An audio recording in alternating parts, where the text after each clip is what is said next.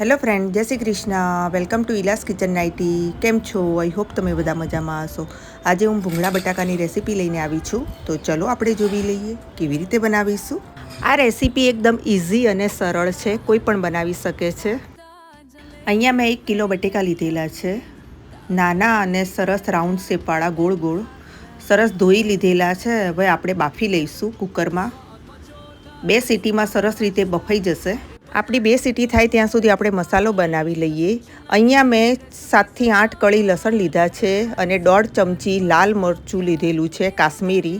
સરસ રીતે વાટી અને પેસ્ટ બનાવી લેવાની છે. અહીંયા આપણા બટેકા સરસ રીતે બફાઈ ગયા છે, 2 સીટી થઈ ગઈ છે. હવે આપણે એક એક કરીને સરસ રીતે બહાર કાઢી લઈશું અને છોલી અને સાઈડમાં રાખી દઈશું.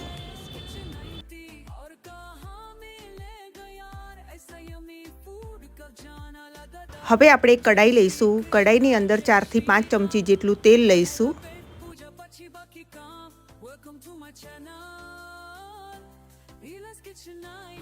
તેલ ગરમ થઈ ગયા પછી હિંગ એડ કરીશું. હવે આપણે જે પેસ્ટ બનાવી હતી લસણ અને લાલ મરચાં પાવડરની એ એડ કરીશું. સરસ રીતે આપણે બધું સાંતળી લઈશું.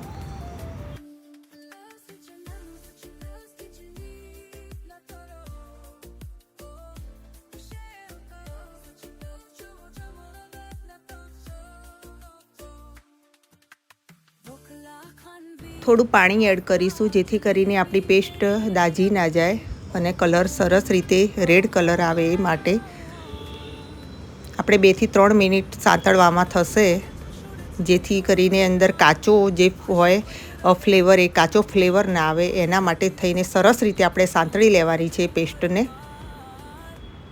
સરસ રીતે સંતળાઈ જશે એટલે તેલ ઉપર આવી જશે એટલે આપણને ખબર પડી જશે કે આપણી પેસ્ટ સરસ રીતે સાંતળી ગઈ છે. હવે આપણે અડધી ચમચી જેટલી હળદર એડ કરીશું. 1 ચમચી ધાણા જીરું એડ કરીશું. સ્વાદ અનુસાર મીઠું એડ કરીશું.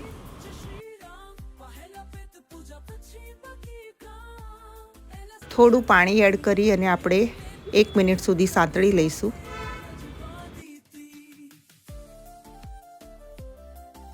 ફ્રેન્ડ્સ, આપણી પેસ્ટ સરસ રીતે સાંતળી ગઈ છે. હવે આપણે જે છોલ્યા હતા બટેકા બાફેલા એ એડ કરીશું.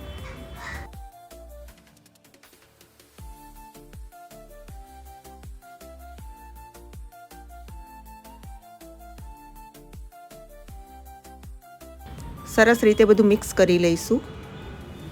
બધા બટેકાની ઉપર કોટ આવી ના જાય લાલ મરચાં અને લસણનો, એ રીતે આપણે સરસ રીતે બધું મિક્સ કરી લઈશું. હવે આપણે કોથમીરથી ગાર્નિશિંગ કરી લઈશું.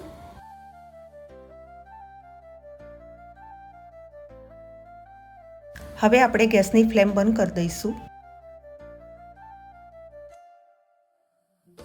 ફ્રેન્ડ્સ, તમે જોઈ શકો છો આપણા બટેકા સરસ રેડી થઈ ગયા છે. હવે લાસ્ટમાં આપણે લીંબુનો રસ એડ કરીશું.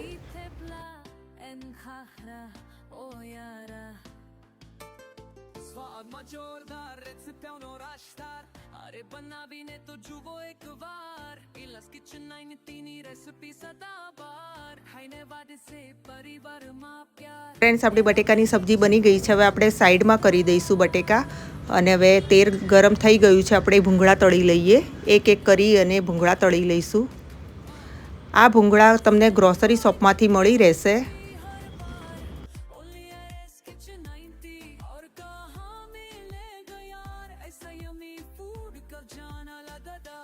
જય શ્રી કૃષ્ણ, જય શ્રી રામ, પહેલા પેટ પૂજા પછી બાકી કામ. Welcome to my channel Ila's kitchen 90.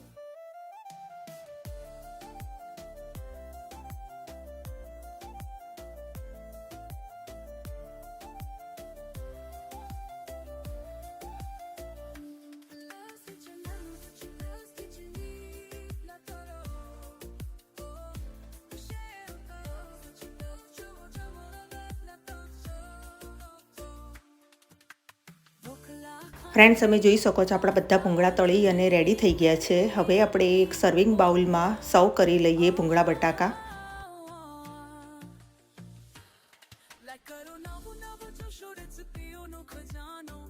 આશીર્વાદ રહે અન્નપૂર્ણા માનો.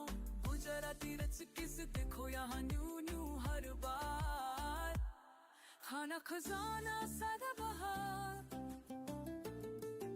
ફ્રેન્ડ્સ, હવે આપણે ટેસ્ટ કરી લઈશું. આ એક બટેકાને 4 ટુકડા કરી અને ભૂંગળાની અંદર ભરાવી અને ખાવાના છે. અહીંયા મેં ટુકડા નથી કર્યા, સીધો ટેસ્ટ કરી અને તમને બતાવું છું કેવો લાગે છે. વાવ, યમી યમી, બહુ જ મસ્ત બન્યા છે. તો ફ્રેન્ડ્સ, તમે પણ આ રીતે ટ્રાય કરીને તમે તમારા ફેમિલી સાથે શેર કરજો. લાઈક કરવાનું અને સબસ્ક્રાઈબ કરવાનું ભૂલતા નહીં. Bye bye. ફરી મળીશું બીજા વિડીયો સાથે.